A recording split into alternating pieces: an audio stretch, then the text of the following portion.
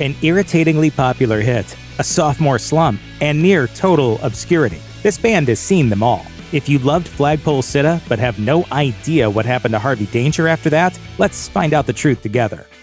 Flagpole Sitta is an ironic, hook-laden single that absolutely blew up in 1998. It played almost non-stop on late 90s rock radio. While the song itself is a skeptical take on the interplay between 90s mainstream and alternative cultures, the hit has been cemented as one of the best songs of the decade. Please welcome Harvey Danger.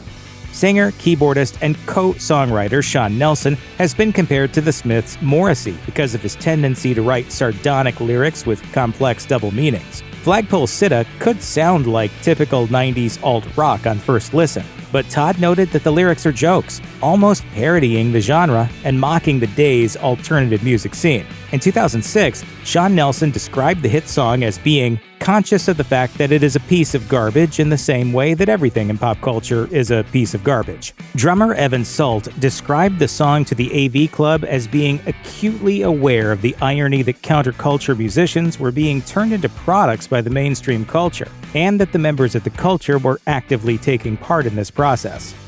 A classic of the era, Flagpole Sitta has a habit of showing up in unexpected places, from being the theme song for the beloved British comedy Peep Show to infamously playing in the background of a TMZ clip of Edward Snowden in Russia. NPR noted that the song has also been frequently included on compilations of jock jams, despite its complex and intellectually challenging lyrics. As Nelson mentioned in an interview with Alternative Press, the song was on the radio so often that people felt completely bombarded by it. Members of the band frequently appeared embarrassed by the attention they got.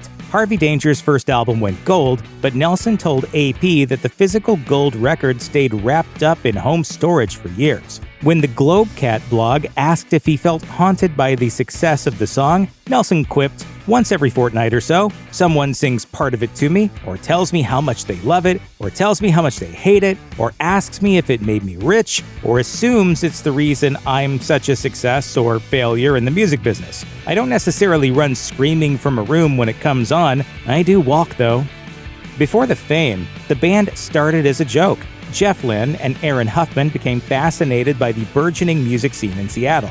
According to Sean Nelson in an interview with Album Divers, the two had never played guitar or bass before, eventually learning the instruments as they wrote and recorded. After about a year, they recruited Evan Salt to play the drums, which he learned how to do for the band. Salt was friends with Nelson, who had always wanted to be a lead singer. Eventually, the four became roommates, all living in the same house and playing together. The group recorded an album in only a few days with the assistance of producer John Goodmanson. The record was released on an indie label, but only had marginal success after 6 months. The band briefly considered breaking up. However, the coincidental popularity of Flagpole Sitta gave the band a new lease on life. According to AV Club, Nelson was working across the street from KNDD, a local Seattle rock station. Nelson met one of their DJs, Marco Collins, and gave him a copy of their first album, Where Have All the Merrymakers Gone? Collins played Flagpole Sitta on the air, and the song quickly caught on. Soon after that, it could be heard on radio stations around the country.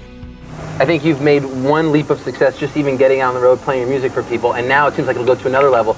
The album that Nelson gave Marco Collins was one of only 1,000 copies that the band had made at the time. The covers were screen printed on cardboard, and the whole run was self-financed for about $3,000. As noted by John B. Moore for Blurt, the other songs on the album don't have much in common with Flagpole Sitta, at least at first blush. Of the 9 other songs on the album, the band wanted their follow-up single to be the record's opener, Carlotta Valdez. The lyrics of that song are a retelling of the plot of Alfred Hitchcock's film Vertigo, and the sound is significantly more punk rock than Flagpole Sitta.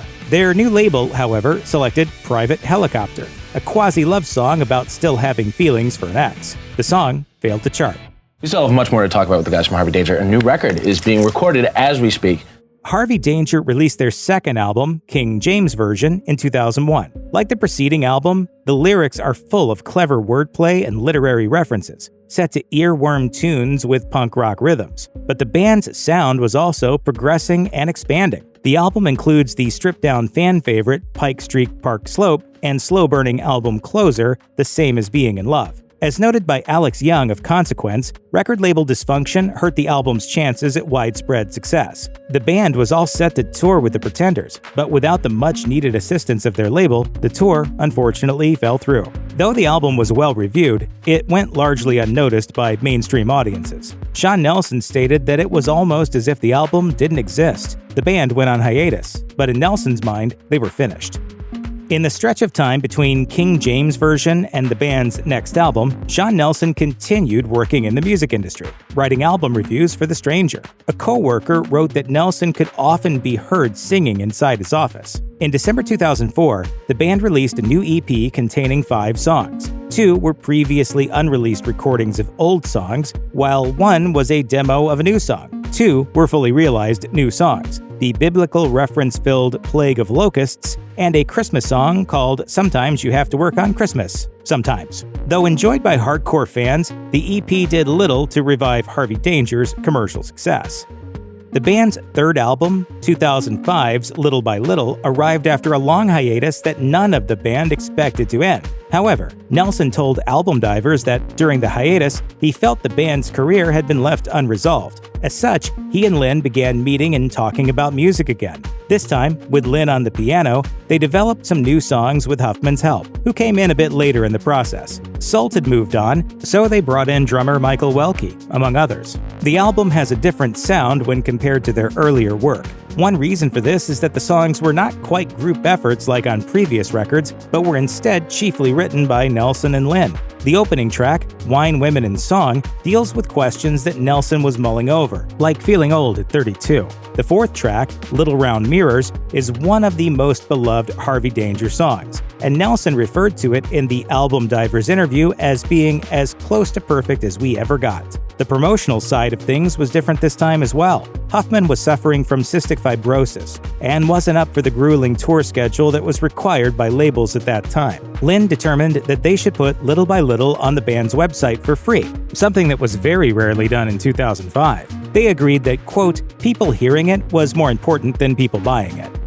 In 2009, Harvey Danger performed one final farewell tour for their fans. During the tour, the band sold an album called Dead Sea Scrolls. Though initially only available at the live shows on Harvey Danger's farewell tour, the band's website would eventually host the MP3s of the album for free. The album contains original songs like Cold Snap and the Ballad of the Tragic Hero, Pity and Fear. But as referenced by Todd in the Shadows, the most popular song on the album may be the English beat cover, Save It for Later. You guys have a little hit in your hands right now, a little English beat song. Yes, we wrote that English beat song. Yeah. According to Entropy, this cover song was a decent-sized hit for the band. It isn't the only cover song on the album, however, as Dead Sea Scrolls also includes a take on Hall & Oates' Maneater.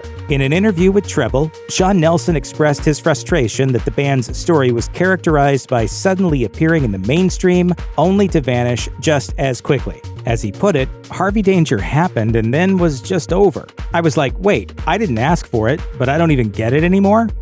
Harvey Danger's final song opens with the line, "You can bash your head against the wall for years. The wall is not impressed. Or you can take a giant step away only to discover the wound's already dressed." The song is appropriately titled "The Show Must Not Go On." Producer John Goodmanson had returned for the sessions, but lightning couldn't be recaptured. The band's website, yet again, hosted the MP3 of this track for their fans to enjoy for free. Harvey Danger's site referred to the song as a posthumous final single, as the band had already stopped performing. In 2011, NPR's Stephen Thompson called "The Show Must Not Go On" a perfect breakup anthem for the band, but also noted that the song shows that there is wisdom in knowing when to pack it in and pursue happiness in other ways.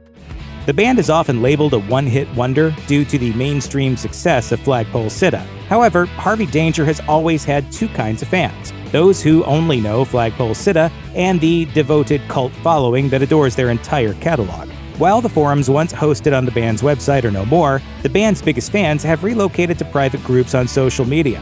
where they continue to follow the careers of the band members, often trading unreleased demos and recordings of live performances. As for those band members, they're staying busy. Evan Sult became the drummer for the band Sleepy Kitty Music. According to an interview with International Examiner, where Jeff Lynne was once an editor, Lynne has since co-founded a startup. Sean Nelson went on to teach in the University of Washington songwriting program, make appearances for organizations like the Hugo House, and write extensively about music. His published works include a 2004 book on Joni Mitchell's Court and Spark. He has also continued to release new music on his own.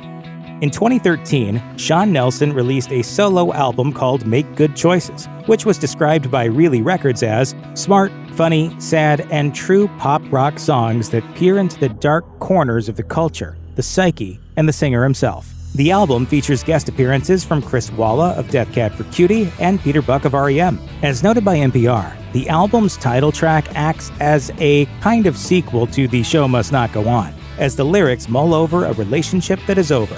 Nelson, who never seemed particularly comfortable with the massive attention that came from Flagpole Sitta, has moved on to making albums for his own niche audience, and found himself enjoying it. He told Treble, "The little taste I had of being quite popular for a very brief moment with one song, it sucks. I can't really complain about it because there are good things that have come from it, but generally speaking, if you want to say anything complex, it's the wrong racket. The mass audience, the wide readership, is the wrong venue for complicated ideas."